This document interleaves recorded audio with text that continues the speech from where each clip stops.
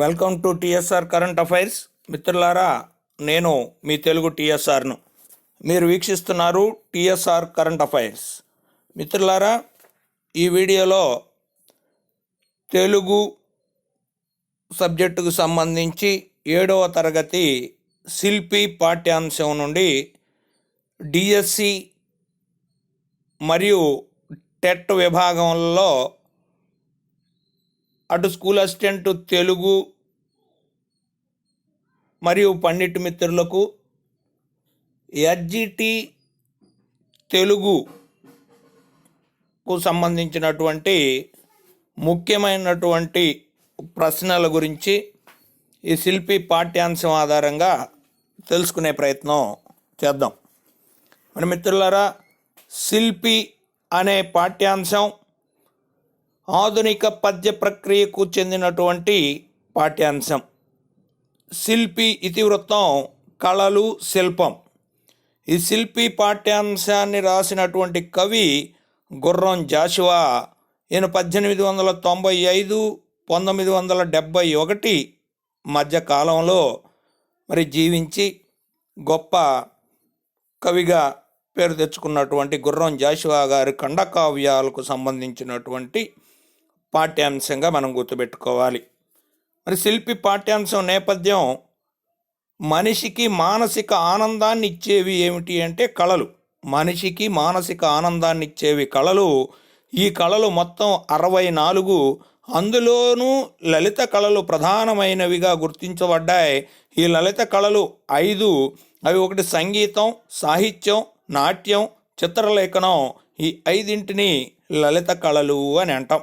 లలిత కళల్లో ఒక కళ అయిన శిల్పం శిల్పకళ యొక్క గొప్పతనాన్ని లేదా ఔన్నత్యాన్ని, శిల్ప కళాకారుల యొక్క గొప్పతనాన్ని తెలియజేయటమే ఈ శిల్పి పాఠ్యాంశం యొక్క ప్రధాన ఉద్దేశం.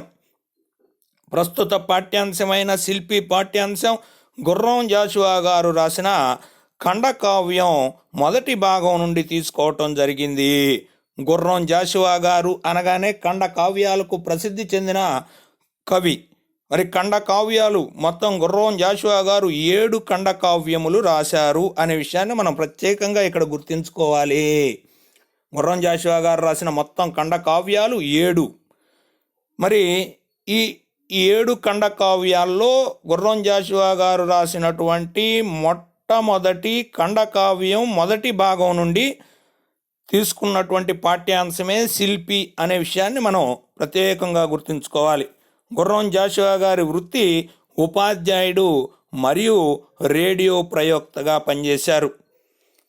మరి శిల్పి పాఠ్యాంశం రాసిన కవి గుర్రం జాషువా 1895 సంవత్సరంలో, అంటే గుర్రం జాషువా గారి యొక్క పరిచయం గురించి, ఆయన గురించి కొన్ని తెలుసుకునే ప్రయత్నం చేద్దాం.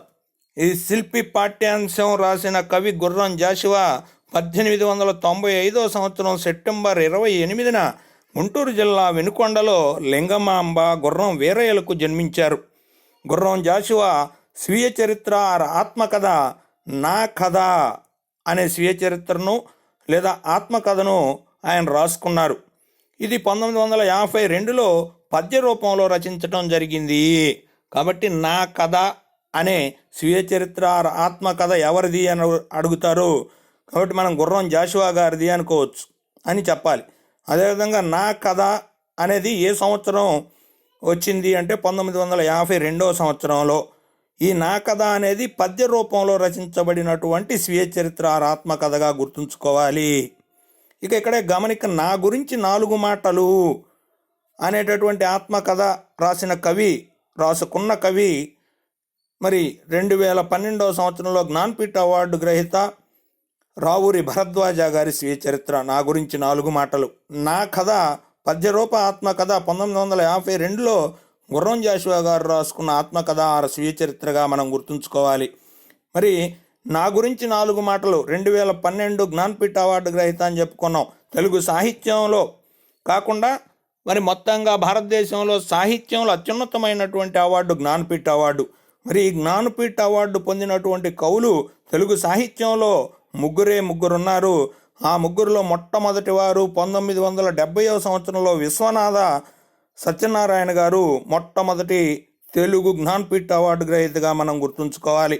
ఈయన రాసిన రామాయణ కల్పవృక్షం అనే గ్రంథానికి 1970లో మరి జ్ఞాన్పీఠ అవార్డు రావడం జరిగింది. రెండవ ప్రముఖులు 1988వ సంవత్సరంలో సినారేగా పిలువబడేటటువంటి సి నారాయణ రెడ్డి గారు జ్ఞాన్పీఠ అవార్డును తాను రాసిన విశ్వాంబర అనేటటువంటి కావ్యానికి రావటం జరిగింది. ఇక 2012లో రావూరి భరద్వాజ పాకుడు రాళ్ళు అనేటటువంటి నవలకు ఈ జ్ఞాన్పీఠ అవార్డు పొందటం జరిగింది. కాబట్టి మనం 1970, 88, 2012 ఈ మూడు కూడా తెలుగు సాహిత్యంలో జ్ఞాన్పీఠ అవార్డు పొందినటువంటి సంవత్సరాలుగా మనం తప్పనిసరిగా గుర్తుపెట్టుకోవాలి. ఇక గుర్రం జాషువా గారి బిరుదులు కవి కోకిల, పద్మభూషణ్, మరి కళా ప్రపూర్ణ, నవయుగ కవి చక్రవర్తి, కవి దిగ్గజ, కవితా విశారద, మధుర శ్రీనాథ, విశ్వకవి సామ్రాట్ అని బిరుదులు గలవు.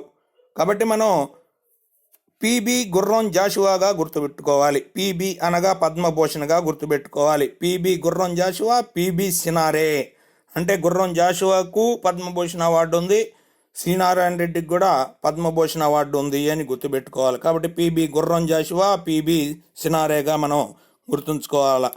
మరి అదేవిధంగా కవి కోకిల అనే బిరుదు కలిగినటువంటి కవులు ఇద్దరున్నారు, గుర్రం జాషువా, దువ్వూరి రామిరెడ్డి. వీరి ఇరువురికి కూడా కవి కోకిల అనే బిరుదు ఉంది. విశ్వకవి సామ్రాట్ గుర్రం జాషువా మరి బిరుదు.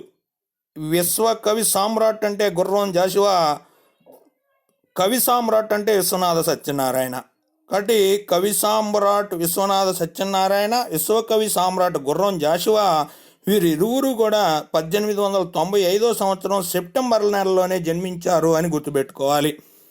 కాబట్టి ఒకసారి విశ్వకవి సామ్రాట్ గుర్రం జాషువా చెబితే వినకుండా సెప్టెంబర్ 28న జన్మించారు. కవి సామ్రాట్ విశ్వనాథ సత్యనారాయణ చెబితే వినకుండా మరి సెప్టెంబర్ 10వ తారీఖున జన్మించారు. మరొక ప్రముఖులు గుర్రజాడ అప్పారావు కూడా మరి చెబితే వినకుండా సెప్టెంబర్ 21న జన్మించారు. కాకపోతే గుర్రం జాషువా గారు మరియు విశ్వనాథ సత్యనారాయణ ఇరువురు పుట్టిన నెల సెప్టెంబర్, జన్మించిన సంవత్సరం 1895గానే గుర్తుంచుకోవాలి. అయితే గురజాడ అప్పారావు పుట్టిన సంవత్సరం 1862, జన్మించిన సంవత్సరం సెప్టెంబర్ 21 అనే విషయాన్ని గుర్తుపెట్టుకోవాలి. జన్మించిన సంవత్సరం 1862, పుట్టిన నెల సెప్టెంబర్ అనే గుర్తుపెట్టుకోవాలి, సెప్టెంబర్ 21. ఈ విధంగా చెబితే వినకుండా పుట్టిన తెలుగు కవులు ముగ్గురున్నారు, ఒకే నెలలో పుట్టినటువంటి వారు. వారే సెప్టెంబర్. చెబితే వినకుండా అంటే మనం ఒక లాజిక్ పాయింట్ కోసం చెబితే అంటే సెప్టెంబర్ నెల అని కన్ఫ్యూజ్ లేకుండా చెబితే వినకుండా 1862 21వ తారీఖున గురజాడ అప్పారావు గారు జన్మించారు.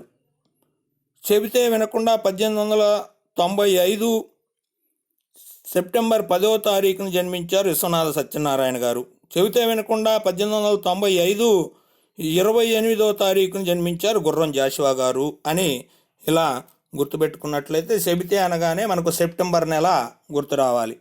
ఇక ఇందులో ఉన్నటువంటి కొన్ని ప్రముఖమైనటువంటి మరి అర్థాలు చూద్దాం. పాషాణము అంటే బండరాయి లేదా కఠిన శిల అని. ప్రజ్ఞ బుద్ధి, తెలివి, జ్ఞానం, మతి అనే పర్యాయ పదాలతో ప్రజ్ఞ అనే దానికి అర్థాలు ఉన్నాయి. హరిత్తు అనగా సింహం, కంఠీరవం, పంచాశ్యం అని గుర్తుపెట్టుకోవాలి. ఇక అప్సరకాంత అంటే అప్సరస అంటే దేవతా స్త్రీ ఆర్ దేవకన్యలు. ఇక జానపదం అనగా మరి గ్రామం అని, జనపదంలో నివసించే వారిని జానపదులు అని, ఈ జానపదులు ప్రదర్శించే కళలు జానపద కళలు అని పిలవటం జరుగుతుంది. ఈ జానపద కళల్లో ముఖ్యమైనటువంటివి యక్షగానం, వీధి నాటకం, వీరభద్ర విన్యాసాలు, హరికథ, బుర్రకథ, ఒగ్గు కథ ముఖ్యమైనటువంటి జానపద కళారూపాలుగా మనం గుర్తుంచుకోవాలి.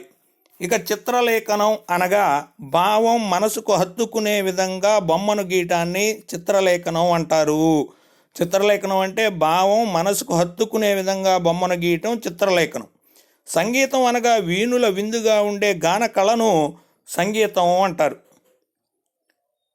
ఇక్కడ వీణులు అనగా చెవులు అనే విషయాన్ని గుర్తుపెట్టుకోవాలి. ఇక శిల్పకళ మనల్ని కదలకుండా చేసి మనసుకు అనేక రకాలైన భావాలను మనసుకు అందించే కళ శిల్పకళ. అంటే చిత్రలేఖనం అంటేనేమో భావం మనసుకు హత్తుకునే విధంగా బొమ్మను గీయటం. ఒకే ఒక భావం మనసుకు చక్కగా ఆయన చెప్పదలుచుకున్నటువంటి భావం బొమ్మను గీయటం ద్వారా తెలియజేసేది చిత్రలేఖనం.